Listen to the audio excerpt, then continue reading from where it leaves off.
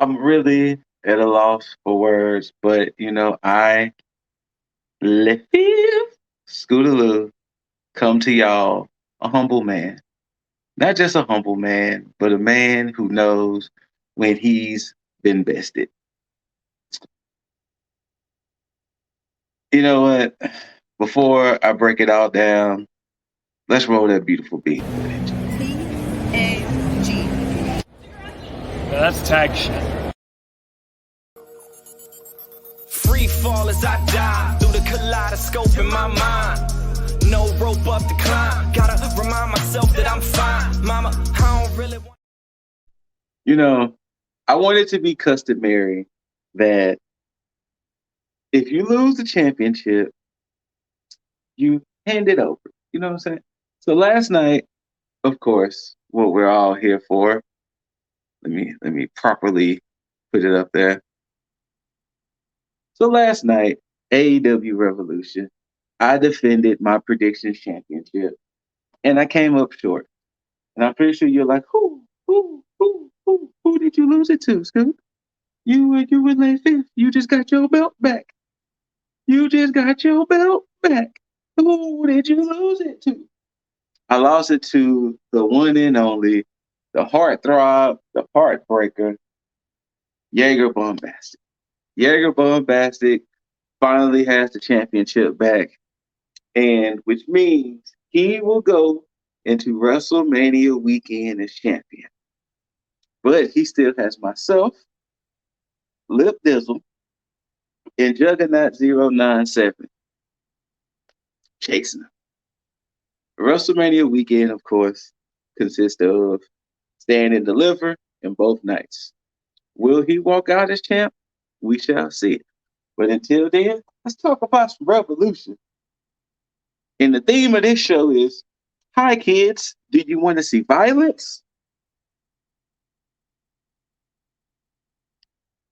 0 Hour, Mark Briscoe, Lucha Bros versus Ari Daivari, Varsity Athletes. Pretty okay match, pretty solid match, but let's face it, we knew who was going to get this big fat dub, the Briscoe and the Lucha Bros. Nothing really in depth or whatever. We just knew what was going to happen. I mean, let's just face it. To open Revolution, we get absolute Ricky Starks and the Ocho, Chris Jericho. Now, the thing to this match is not both parties. The JAS is banned from ringside. And for the most part, it happened. This was a pretty solid blow-off match. I hope the feud is over because now it's going to kind of turn into a what else can happen. But towards the closing moments of the match, Sammy Guevara comes skipping his way on not the like he wasn't banned from ringside. Then Action Andretti comes out, interception, blah, starts beating up Guevara, blah blah blah blah blah.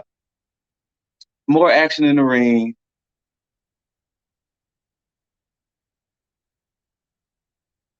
Judas effect, thank you. Starks blocks the Judas effects. Judas effect. Jesus, get the words up. Like I don't know the moves. Things happen. Wow. He ends up hitting the Rochambeau. 1, 2, 3. Absolute gets the dub. And once again, I hope this feud is over with because where else can they take it? Where else can they take it? Now, I was fearful in this match because with it being JAS banned from ringside, it was like, damn, is somebody about to come out there, interfere, that's going to be Ricky Stark's new person he beef with? But no. Other than Guevara trying to come out there, Action Andretti intercepting, that was it. The next match, which finally we got a chance to blow off this feud. We have the last burial.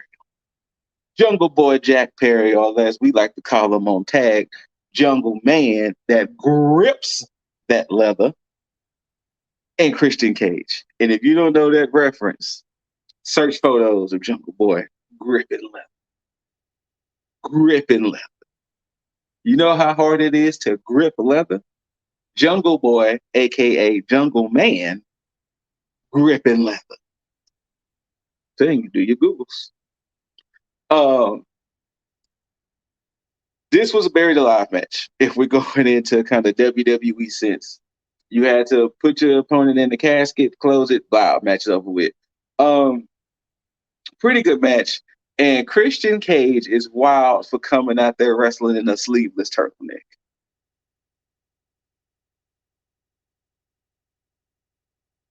Sleeveless turtleneck. Christian Cage. He did that.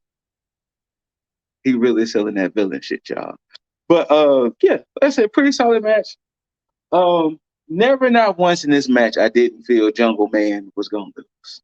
Never not once. Ultimately it ended with him hitting him with a vicious concerto. Like it almost damn near seemed like he hit him for real. But he hit him with a concerto, put it in the now, the caveat what we didn't know. He put it in the casket, closed the casket, and that motherfucker dropped. And it was like, oh shit. But yeah, put him in the casket. Jungle Boy essentially buries Christian. Now, I don't know what will come of this as far as in Christian sense. I don't know if Christian is done on the wrestling side and now he's about to become a trainer, producer type situation. Is this a way to kind of just write Christian off TV for some months? Is Jungle Boy now going to start trying to go for singles gold? Or what happens in the boy jungles? What happens with the boy Jungle Man? So we shall see. But Jungle Boy gets that fat dub, and he finally got to exercise his demon of Christian Cage. Next up, we get a match. The AEW Trios Championship, The Elite, Kenny Omega and the Bucks versus the House of Black, Aleister Black, Buddy Matthews, Brody King.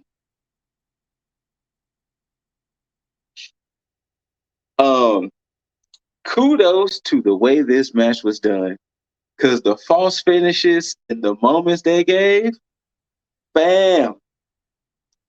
I honestly think if the Elite would have got that W, I don't think the crowd would have been happy. I wouldn't have been happy because, of course, I picked the House of Black in my prediction. But they definitely 100% made the right call by giving House of Black the dub. And they gave it to him in fancy faction. Matt Jackson took some moves. I think it was Matt Jackson. I want to say it was Matt Jackson. He took some moves, yeah, because Nick took that vicious knee from Buddy. They were trying to go for the Meltzer driver. Nick jumps off the rope, and Buddy was waiting right there. Blow, knee to the face. They reverse it. Did Buddy hit him with something, or did they reverse it and he got spun into the blackout? I think he got spun into the blackout. Then Buddy picks him up, feeds him to Brody King, and Brody King hits the Dante's Inferno. New Trios champions, the House of Black. And to be honest with you, though, because I just thought of this, they should really give them custom championships. I know they was really doing it with the TNT championship, but they should really give the House of Black custom championships. Mm-hmm. Book it. Book it. Book it. Next up, AEW Women's World Championship. The champ, Jamie Hayter, Saraya, Ruby Soho. Y'all know, if y'all been watching my reviews and watching how I feel, never, not once that I feel Jamie was going to lose.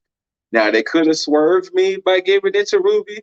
And the only reason why I think they could have swerved me by giving it to Ruby, because the ongoing feud between the AEW originals and what they called them, the outsiders, another word they use for it, the outsiders, basically the transfers, the ones who came from outside the company. And if y'all didn't know, that was an ongoing feud. Ruby, Saraya and Tony Storm have been beating up kind of AEW originals in a sense, while Baker and Hayter have been the ones to kind of defend. And Ruby's kind of been in the middle, but Ruby's like, I just want that title, fam. But yeah, never not once did I feel Hayter was going to lose. Like I said, it could have been a swerve, but never not once did I see it, because ultimately Hayter's meant to fight Britt Baker. I don't know when that turn's going to happen, but ultimately it's going to happen. But yeah, Hayter gets the dub 1, 2, 3, and Ruby made a choice. She decided to beat up on Hayter, Baker, and all of them, and decided to side with the outsiders. She even spray painted and everything. So now we got 2 and 2. Sorry, 3 and 2. You know what this is building up to. Blood and Guts. The originals versus the outsiders. I think Blood and Guts is 5-on-5. We just need 2 more transplants and 3 more originals, which I can 100% see in Sheeta siding with the originals. Maybe they get Riho to side with the originals, and I wouldn't be surprised if they get Thunder Rosa to side with the originals. And as far as the transplants go, or the outsiders, who else can they get? Maybe Athena, but I think they're in the process of really wanting to split ROH and AEW, so maybe Athena. Jade Cargill would be amazing for the originals. Even Nyla would be amazing for the originals. But we'll see. But you know it's leading to Blood and Guts. You just know it. But like I said, Hayter retains. Ruby makes the choice to side with Saraya and Storm. Next up, hi kids. Do you want to see violence? And yes, the last burial match had some violence. But hi kids, do you want to see violence? Yes, we do, because we have a Texas death match. Hangman Adam Page, pay attention to the name of Hangman, versus Jon Moxley. Texas death match. Will you win by KO, tap out, or knockout? And knockout meaning you can't answer a 10 count. I'm not a proponent. I'm usually not a proponent of extremely violent matches and blood and all these things. This was a match. This was a match. And not only was it a match, do we dare as tag stamp it as match of the night? Because Dizzle said match of the night. I think it's tag. We stamping it as match of the night. We should get a special little graphic that should pop up. Match of the night. But yes, these boys beat the shit out of each other. Let's just call it what it is. They beat the shit out of each other. Now, I want to know what's Moxley and Hangman's relationship for real. Because I always say people who are friends tends to have the best matches with each other. And violence. Bricks, barbed wire, forks, barbed wire boards, tables, chairs, barbed wire. There was even a spot where Hangman wrapped himself in barbed wire and hit the Ari Hari moonsault. It was violence. There was a one part, I forgot what the hell Hangman hit Mox with. Mox started bleeding in the face all over. Hangman was bleeding in the face and all over the body. Violence is the key word to this match. You know how they say it. This ain't for the faint of heart. If you got a blood thing, don't watch this. Put the kids to bed with this match. Because them boys, violence. Violence. But yes, arguably match of the night. And considering the main event,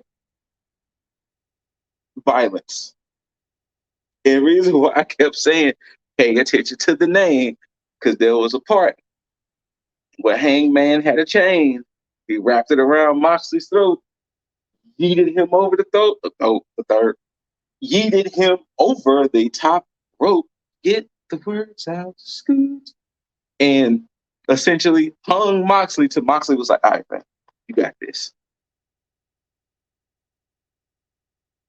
Violence.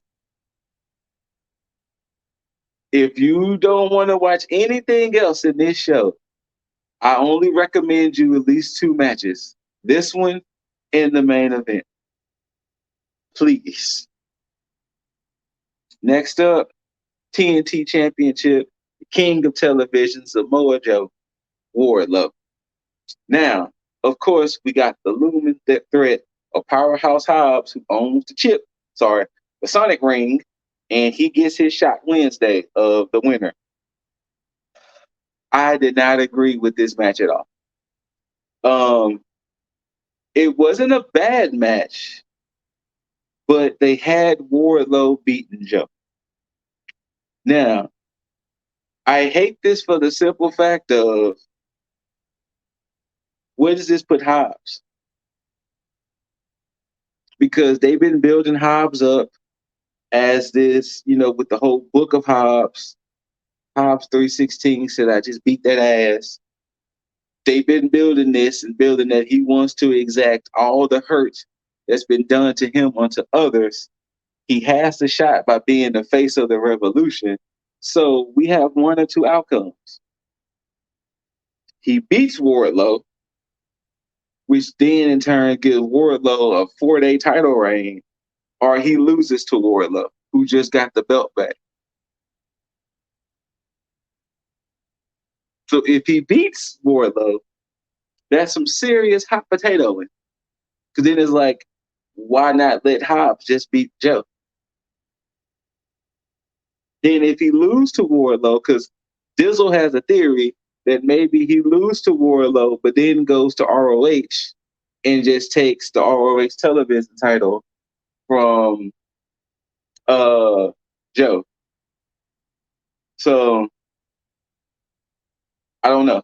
But yeah, Wardlow goes over, and I want to say he choked that Joe to get the dub. But yeah. Next up, the co-main event, in a sense. Well, that Texas Death Match was the co-main event, but this would be the co-main event because it was before. We get the AEW World Tag Team Championships Fatal 4-Way. We get the Guns versus the Acclaim versus Lethal and Jarrett versus Orangehausen. I only saw this match going one of 2 ways, which basically how we called it. Either the Acclaim was going to regain, or the Guns was going to stay the same. And the element of having the other 2 teams was cool and all, but it should have just been the Guns versus the Acclaim. Let's just call it what it is. Excuse me. It should have just been the Guns versus the Acclaim. But the Guns retain. They get that fat dub, and they like, yeah, we're the Guns, we're the best. And then the music hits. You know the music. The best music in AEW to date. FTR. That music hit is just, I don't even know how just translating on camera, but and they beat the Guns' ass. FTR won the belts, fam. Now, had I foreseen this coming, I would have went with the guns. Once again, kudos to you, Jaeger. Jaeger was like damn near perfect. I think Jaeger only missed one, maybe two. Like yeah.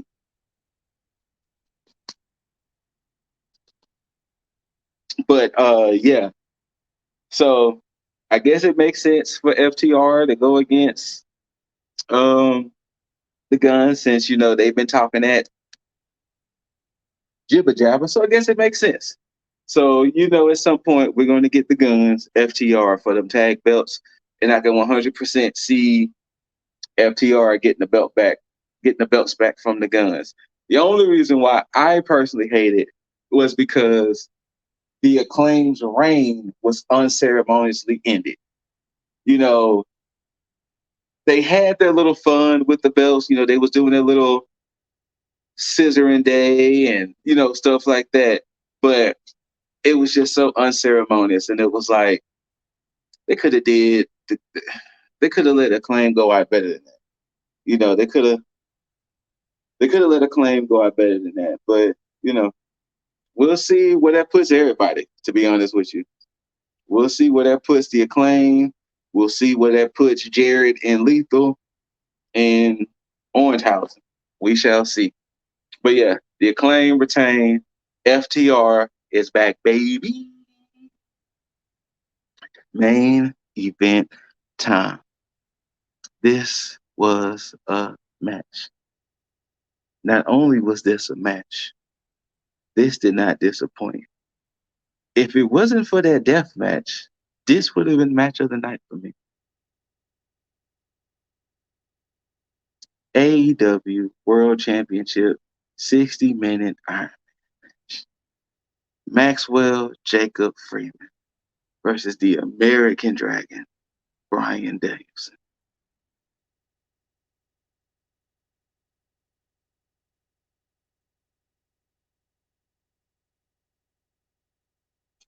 Boy, was this a do. So, of course, the rules. Iron Man match, you can lose by countout, you can lose by DQ, pin or submission. But they added the one caveat that nobody thought of. The match continues. There is no break. So once a pinfall, whatever is determined, it continues. So there is no separate everybody. You good? You good? All right, continue. Nope. Because that played a part. Them boys went at it. MJF proved that he could hang. Danielson is fucking Bryan Danielson. I mean, and kudos for them mentioning that he lasted 71 minutes, reference to the greatest Royal Rumble, that he lasted 71 minutes in the match. So kudos to you, AEW, for even mentioning that. They didn't mention it by name, but they just said he has a habit of lasting in matches. He has had multiple Iron Man matches. This is MJF's first. They was really selling it as, since MJF has the gas tank, what will happen when we start going into deep waters with the Iron Man match? Violence. Not like Texas Death Match violence. Violence. There was at one point Danielson had MJF leaking.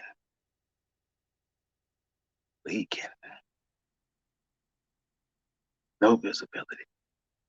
But all in all, I can't give it to you blow by blow because once again, it was an hour. But the match ended with Danielson having a gnarly submission on MJF.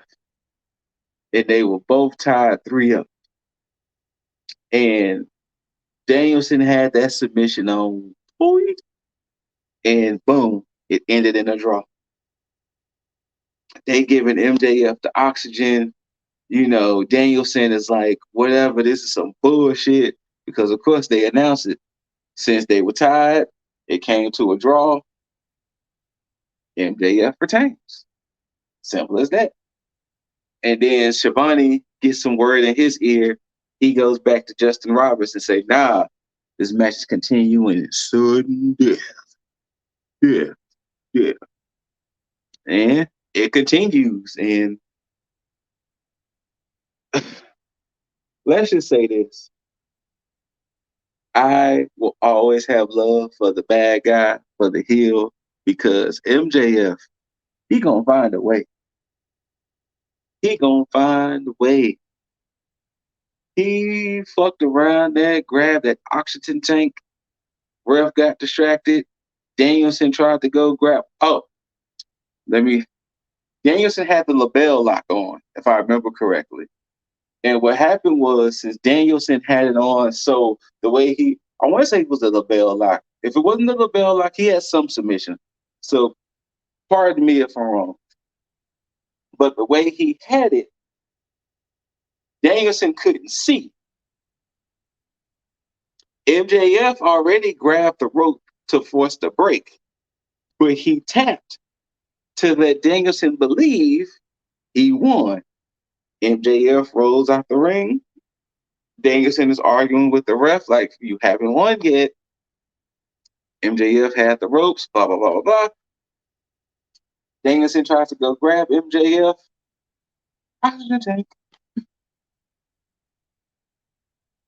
MJF gets him in. He hits the bell lock. Danielson didn't want to give up. He was like, all right, fine. Reapply. And let me wrench it. Danielson gave it up. Danielson gave it up. Just like I gave up my championship.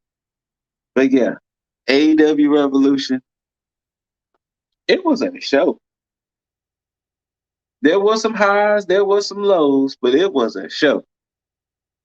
The Iron Man match, the Texas Death match, a show.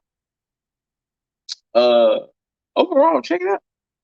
Especially if you're a fan of AEW, of course. Check it out. Once again, shout outs to the new champ, Jaeger Bombastic.